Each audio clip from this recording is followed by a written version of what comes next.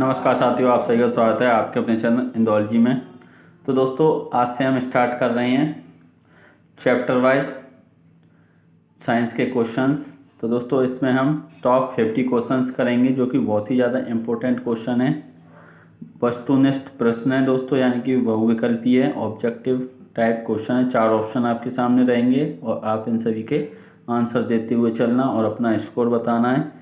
और दोस्तों, चाहे आप किसी भी परीक्षा की तैयारी कर रहे हो, जहाँ भी साइंस पूछा जा रहा है, जैसे रेलवे की किसी भी एग्ज़ाम की आप तैयारी कर रहे हैं, उसमें ये क्वेश्चंस आपको देखने को ज़रूर मिलेंगे।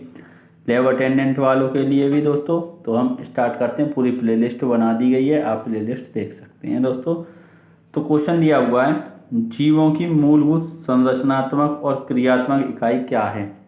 जीवों की मूलभूत संरचनात्मक और क्रियात्मक इकाई है। 4 ऑप्शन आपके सामने, कोशिका, ऊतक, अंग, अंगतंत्र। दोस्तों बताएं इसका सही आंसर क्या हो जाएगा। तो दोस्तों, जो इसका सही आंसर हो जाएगा वो हो जाएगा आपका कोशिका। क्या हो जाएगा? कोशिका। दोस्तों, इसका राइट आंसर हो जाएगा ऑप्शन ए, कोशिका। कोशिका दोस्तों इसका राइट आंसर। चलते हैं क्वेश्चन नंबर 2 पर। तो क्वेश्चन नंबर 2 दिया हुआ, कोशिका के अध्ययन को कहते हैं, कोशिका के अध्ययन को कहते हैं साइटोलॉजी, हिस्टोलॉजी, डर्मेटोलॉजी, ऑर्निथोलॉजी। तो दोस्तों बताएं इसका सही आंसर क्या हो जाएगा। तो दोस्तों, जो कोशिका का अध्ययन होता है वो होता है साइटोलॉजी। क्या होता है? साइटोलॉजी। दोस्तों, इसका कोशिका का अध्ययन कहलाता है। कोशिका का अध्ययन साइटोलॉजी कहलाता है। तो चलते हैं हम नेक्स्ट क्वेश्चन पर। दोस्तों, क्वेश्चन दिया हुआ है, कोशिका विज्ञान के जनक कहे जाते हैं, कोशिका विज्ञान के जनक कहे जाते हैं Robert Hooke, Robert Koch, Robert brown, इनमें से कोई नहीं। दोस्तों, जो कोशिका विज्ञान के जनक हैं वो कौन है? दोस्तों, वो हो जाएंगे आपके रॉबर्ट हुक। कौन? Robert Hooke. इन्होंने दोस्तों कोशिका की खोज की थी, मृत कोशिका की। तो चलते हैं हम नेक्स्ट क्वेश्चन पर। तो क्वेश्चन दिया हुआ है, सभी जीव के बने होते हैं, सभी जीव के बने होते हैं। किसके बने होते हैं दोस्तों सभी जीव? कोशिका, ऊतक, अंग, अंगतंत्र। तो किसके बने होते हैं? कोशिका के बने हुए होते हैं। सभी जीव किसके बने होते हैं? कोशिका यानी कि सेल के बने हुए होते हैं। तो चलते हैं हम नेक्स्ट क्वेश्चन पर। तो क्वेश्चन दिया हुआ है, कोशिका की खोज किसने की? कोशिका की खोज दोस्तों आपको बताना, अभी हमने आपको बताया था। तो किसने की थी?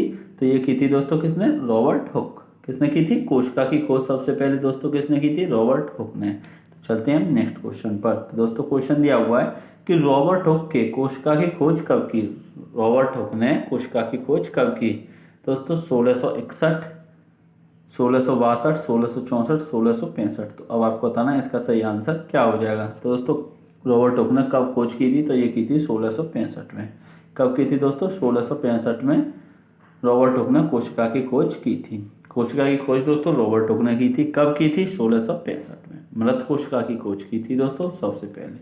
तो चलते हैं क्वेश्चन नंबर 7 पर। तो क्वेश्चन दिया हुआ, रॉबर्ट हुक ने कोशिका को सबसे पहले में देखा। दोस्तों, किस में देखा था रॉबर्ट हुक ने कोशिका को सबसे पहले? दोस्तों, अब आपके सामने 4 ऑप्शन है, कॉर्क, मिट्टी, दांत, जल। तो बताएं इसका सही आंसर क्या होगा। तो इसका जो आंसर हो जाएगा दोस्तों वो हो जाएगा क्या? कॉर्क।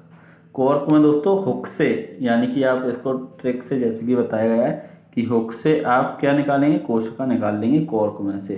दोस्तों चलते हैं नेक्स्ट क्वेश्चन पर। तो क्वेश्चन दिया हुआ है कि कोशिका एक लैटिन शब्द से बना है, कोशिका एक लैटिन शब्द से बना है जिसका अर्थ होता है, कोशिका का अर्थ क्या है दोस्तों? छोटा कमरा, बड़ा कमरा, मधुमक्खी का छत्ता, इनमें से कोई नहीं। तो बताएं दोस्तों इसका सही आंसर क्या हो जाएगा। तो इसका जो सही आंसर हो जाएगा वो हो जाएगा छोटा कमरा। कोशिका क्या है दोस्तों? एक छोटा कमरा है। क्या है कोशिका? छोटा कमरा। ये आपको याद रखना है। तो चलते हैं नेक्स्ट क्वेश्चन पर। माइक्रोग्राफिया पुस्तक के लेखक कौन है? तो दोस्तों, माइक्रोग्राफिया में लिखा था ये कोशिका का ये जो पूरी खोज। तो इसका क्या आंसर हो जाएगा दोस्तों? ये किसने लिखी है पुस्तक माइक्रोग्राफिया? माइक्रोग्राफिया रॉबर्ट हुक के द्वारा लिखी गई पुस्तक है। तो चलते हैं हम नेक्स्ट क्वेश्चन पर। एक जीवित कोशिका की खोज किसने की? एक जीवित कोशिका की खोज किसने की? दोस्तों, हम आपको पहले ही बताते हुए आ रहे हैं कि मृत कोशिका की खोज रॉबर्ट हुक ने की। तो जीवित कोशिका की भी तो खोज की होगी, तो वो किसने की? Leeuwenhoek. किसने दोस्तों? Leeuwen hoc. ल्यूवेन हॉक ने इसकी जीवित कोशिका की खोज की थी। दोनों ही दोस्तों सेम है, हुक हॉक ऐसे करके आप याद कर सकते हैं, हुक से खोजी और हॉक यानी कि जीवित कोशिका। तो चलते हैं हम नेक्स्ट क्वेश्चन पर। तो क्वेश्चन नंबर 11 पर दोस्तों हम आ चुके हैं। तो क्वेश्चन कह रहा है 11, कोशिका सिद्धांत किसने दिया? कोशिका सिद्धांत किसने दिया? तो ऑप्शन आपके सामने हैं। कोशिका सिद्धांत स्लेडन और स्वान, वॉटसन और क्रिक, वेंथम और हुकर, इनमें से कोई नहीं। तो बताएं अब इसका सही आंसर क्या हो जाएगा? तो दोस्तों जो कोशिका सिद्धांत दिया था वो स्लेडन और स्वान ने दिया था। स्लेडन और स्वान ने दिया था कोशिका सिद्धांत। एक बार और बोलें, कोशिका सिद्धांत किसने दिया? स्लेडन और स्वान ने। तो चलते हैं हम नेक्स्ट क्वेश्चन पर। आपको ये सभी दोस्तों क्वेश्चन के आंसर देते हुए चलना है और अपना स्कोर और बताना है कमेंट में। और वीडियो को ज़्यादा से ज़्यादा लोगों तक शेयर भी करें और लाइक भी करें वीडियो को। तो क्वेश्चन दिया हुआ, कोशिका में जीव द्रव की खोज किसने की? कोशिका में जीव द्रव की खोज किसने की? डुजार्डिन, स्वान, पुरकिंजे, वेंडा। कोशिका में दोस्तों जीव द्रव की खोज किसने की, ये आपको बताना है, जल्दी से बताएं। तो इसका सही आंसर हो जाएगा डुडार्जिन। कोशिका में जीव द्रव की खोज किसने की दोस्तों? डुडार्जिन ने। किसने? डुडार्जिन ने की। तो चलते हैं नेक्स्ट क्वेश्चन पर। दोस्तों क्वेश्चन दिया हुआ है, किसने कहा कि कोशिका विभाजित होती है और नई कोशिकाओं का निर्माण पूर्व स्थित कोशिकाओं के विभाजन से होता है? Benda, Rudolf Virchow, Altmann. दोस्तों बताएं इसका सही आंसर क्या हो जाएगा? तो दोस्तों इसका जो सही आंसर हो जाएगा वो हो जाएगा रुडोल्फ विर्चो। किसने कहा था कि कोशिका विभाजित होती है और नई कोशिकाओं का निर्माण पूर्व स्थित कोशिकाओं के विभाजन से होता है? जो पहले जो बनी हुई कोशिकाएं उनसे टूटकर नई कोशिकाएं बनती हैं। तो ये रुडोल्फ विर्चो ने बोला था। दोस्तों क्वेश्चन नंबर 14 कह रहा है, ओमनिस सेलुला ई सेलुला किसने कहा? ओमनिस सेलुला ई सेलुला किसने कहा? Benda, Rudolf Virchow, Altmann, Purkinje.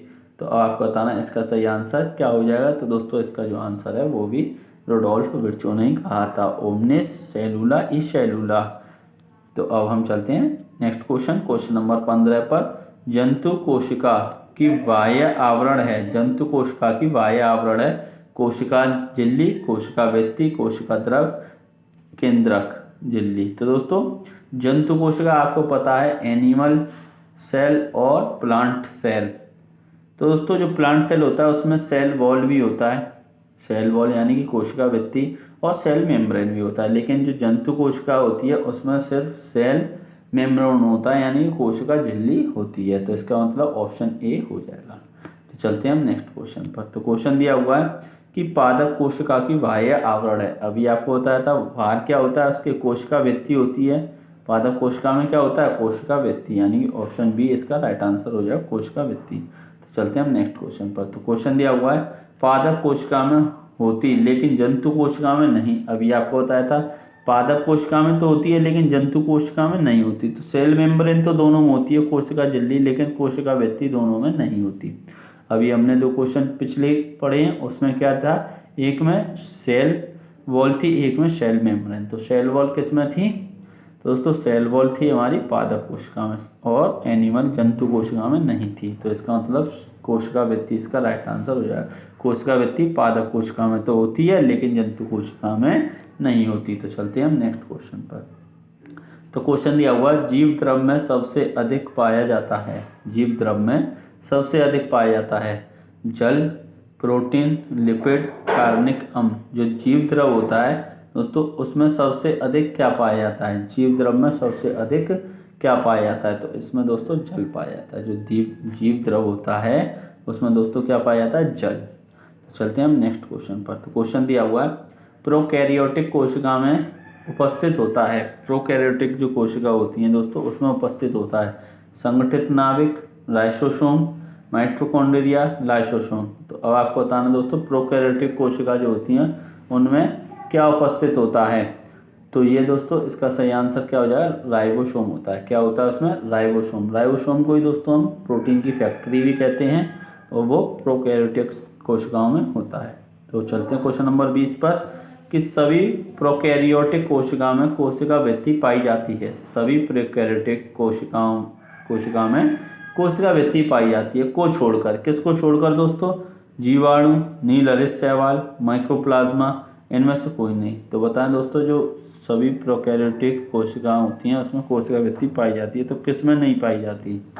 तो ये ऑप्शन सी इसका राइट आंसर हो जाए, माइकोप्लाज्मा। किस में नहीं पाई जाती? माइकोप्लाज्मा में नहीं पाई जाती। तो चलते हैं नेक्स्ट क्वेश्चन पर। तो क्वेश्चन दिया हुआ है कि निम्न में से किस में अनुवांशिक पदार्थ नग्न हैं? इनमें से किस में अनुवांशिक पदार्थ नग्न हैं? तो दोस्तों ऑप्शन दिया हुआ है जंतु कोशिका, पादप कोशिका, जीवाणु कोशिका, इनमें से सभी। तो बताएं अब इसका सही आंसर क्या हो जाएगा? तो दोस्तों जो इसका सही आंसर हो जाएगा वो हो जाएगा जीवाणु कोशिका। क्या हो जाएगा दोस्तों? जीवाणु कोशिका, यानी बैक्टीरिया की जो कोशिका होती हैं उनमें। तो चलते हैं नेक्स्ट क्वेश्चन पर। तो क्वेश्चन है कि निम्न में से कौन प्रोकैरियोटिक कोशिका का उदाहरण नहीं है? निम्न में से कौन प्रोकैरियोटिक कोशिका का उदाहरण नहीं है? जीवाणु, माइकोप्लाज्मा, साइनोबैक्टीरिया, अमीबा, यानी प्रोकैरियोटिक कोशिका का उदाहरण नहीं है। तो बताएं इसका सही आंसर। तो दोस्तों ये हो जाएगा क्या? अमीबा हमारा इसका राइट आंसर हो जाएगा, अमीबा। तो चलते हैं हम नेक्स्ट क्वेश्चन पर। तो क्वेश्चन दिया हुआ है, एक दोस्तों प्रोकैरियोटिक होते हैं, एक यूकैरियोटिक होते हैं। तो अब यूकैरियोटिक कोशिकाएं पाई जाती हैं। यूकैरियोटिक कोशिका दोस्तों किस में पाई जाती हैं? प्रोटिस्ट में, पादप में, जंतुओं में, इनमें से सभी। तो बताएं इसका सही आंसर क्या हो जाए? तो दोस्तों इसका सही आंसर हो जाए इनमें से सभी। किस में दोस्तों? इनमें से सभी। तो चलते हैं हम नेक्स्ट क्वेश्चन पर। तो क्वेश्चन दिया हुआ है केवल पादप कोशिका में ही पाई जाते हैं, जंतु कोशिका में नहीं।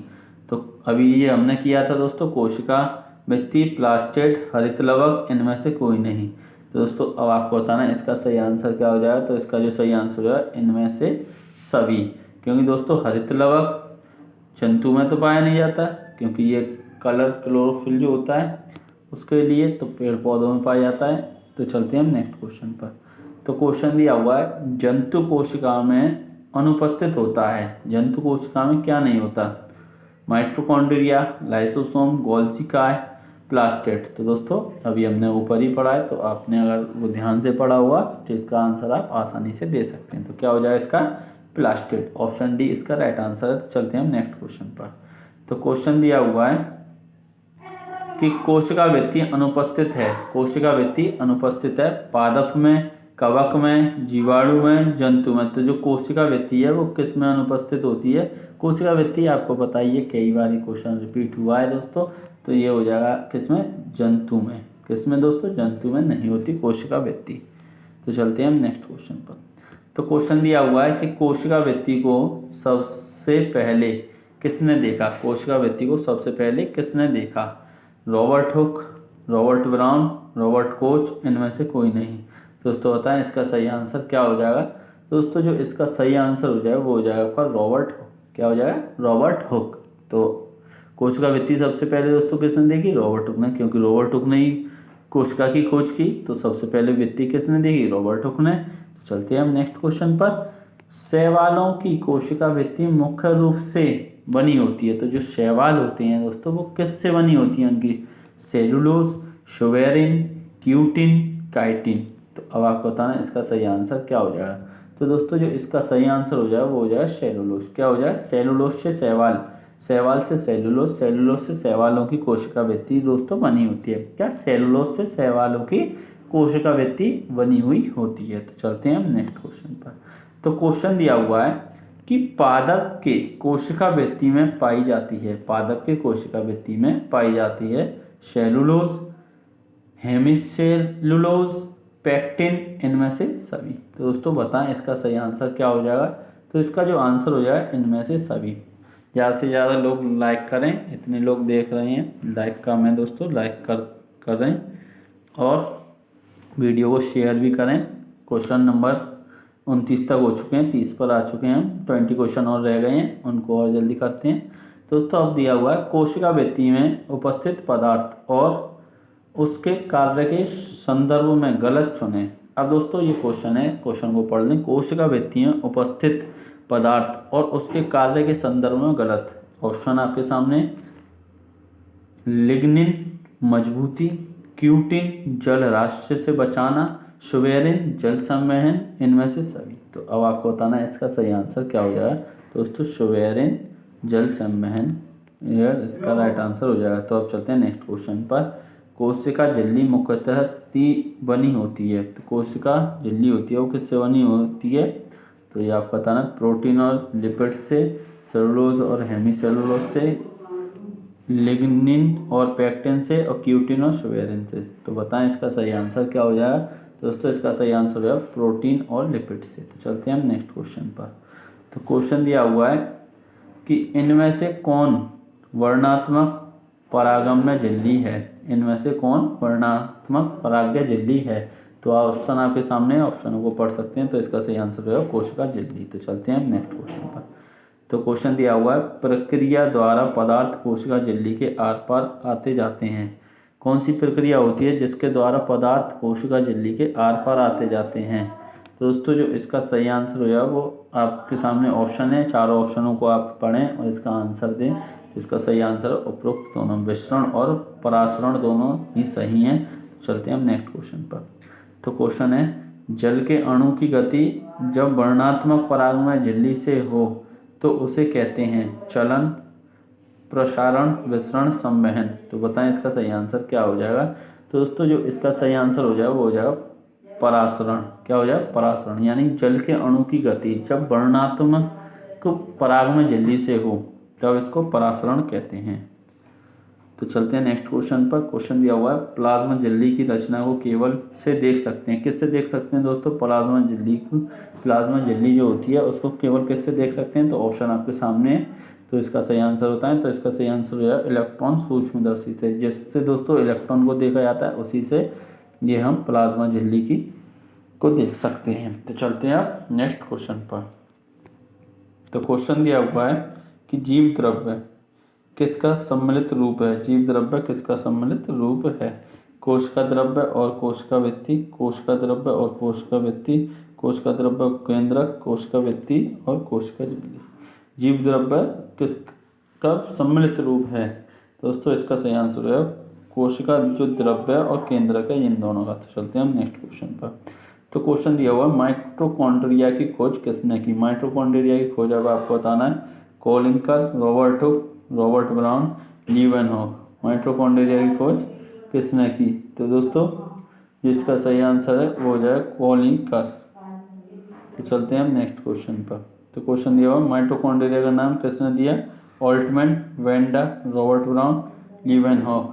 तो दोस्तों जो इसका सही आंसर हो जाएगा वो क्या हो जाएगा, वो हो जाएगा दोस्तों ऑप्शन बी वेंडा। वेंडा ने इसका नाम दिया था। तो चलते हैं हम नेक्स्ट क्वेश्चन पर। तो क्वेश्चन है क्रेब्स चक्र की घटनाएं कहाँ पर होती हैं। क्रेब्स चक्र की घटनाएं कहाँ पर होती हैं। नाभिक, गोल्जी का है, केंद्रिका, माइटोकॉन्ड्रिया। जो क्रेब्स साइकिल जो दोस्तों होती है वो कहाँ पर होती है। तो ये होती है आपकी माइटोकॉन्ड्रिया में। किसमें, माइटोकॉन्ड्रिया में क्रेब्स साइकिल होती है। टॉपिक वाइज चल रहे हैं दोस्तों। अब माइटोकॉन्ड्रिया के बारे में क्वेश्चंस हैं तो इस तरीके से ही चलता रहेगा।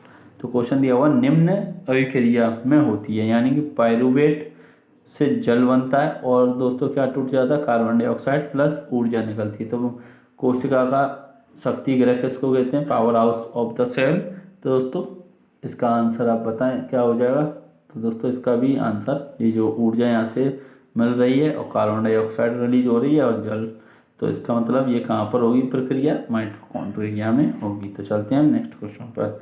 दोस्तों क्वेश्चन दिया हुआ है कि कोशिका का शक्ति गृह किसे कहा जाता है। अभी आपको बताया था, यानी कि माइटोकॉन्ड्रिया।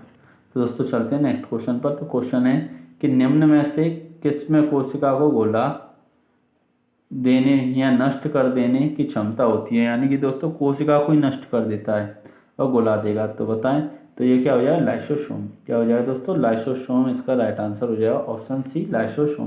लाइसोसोम को ही दोस्तों कोशिका की आत्मघाती थैली कहते हैं। ये उसको नष्ट कर देता है, जो भी कोशिका डैमेज हो जाती है उन सभी को ये खत्म कर देता है। तो चलते हैं नेक्स्ट क्वेश्चन पर। तो क्वेश्चन दिया हुआ है कि लाइसोसोम की खोज किसने की। दोस्तों लाइसोसोम की खोज डी डूवे। किसने, यानी कि ल से ले, ड से डू, यानी कि ले डूबे। कौन, डी डूबे। तो इसका किसने खोज की, डी डूबे, यानी कि ऑप्शन सी इसका राइट आंसर हो जाएगा। तो चलते हैं हम नेक्स्ट क्वेश्चन पर। लाइसोसोम को भी कहा जाता है, लाइसोसोम को भी कहा जाता है। पाचक थैली, आत्महत्या की थैली, प्रोटीन फैक्ट्री, ए और बी दोनों। तो दोस्तों बताएं इसका सही आंसर क्या हो जाएगा। तो दोस्तों जो इसका सही आंसर हो जाएगा वो ए और बी दोनों हो जाएगा, यानी पाचक थैली भी कहते हैं लाइसोसोम को और आत्महत्या की थैली भी कहते हैं। तो चलते हैं नेक्स्ट क्वेश्चन पर कि निम्न में से कौन रंगहीन लवक है। रंगहीन यानी रंग नहीं होता। Leucoplast, chromoplast, haemoglobin, haemocyanin. तो दोस्तों बताएं इसका सही आंसर क्या हो जाएगा। तो दोस्तों इसका जो आंसर हो जाएगा वो हो जाएगा आपका ल्यूकोप्लास्ट। ल्यूकोप्लास्ट रंगहीन लवक है। तो दोस्तों चलते हैं नेक्स्ट क्वेश्चन पर। तो क्वेश्चन दिया हुआ है कि जिस क्रोमोप्लास्ट में क्लोरोफिल वर्णक होता है उसे कहते हैं लाइकोपिन, क्लोरोप्लास्ट, वायोब्लास्ट, इनमें से कोई नहीं। तो बताएं इसका सही आंसर क्या हो जाएगा। तो दोस्तों जो इसका आंसर हो जाएगा वो हो जाएगा क्लोरोप्लास्ट। तो चलते हैं हम नेक्स्ट क्वेश्चन पर। तो क्वेश्चन दिया हुआ है कि कोशिका का रसोई घर किसे कहा जाता है। कोशिका का रसोई घर किसे कहा जाता है, किचन ऑफ द सेल। दोस्तों बताएं इसका सही आंसर क्लोरोप्लास्ट को कहते हैं। तो चलते हैं नेक्स्ट क्वेश्चन पर। तो क्वेश्चन है पत्तियों का पीला रंग के कारण होता है। जो पत्तियों का पीला रंग होता है वो किसके कारण होता है। तो वो होता है कैरोटीनॉइड। क्या हो जाएगा दोस्तों, कैरोटीनॉइड।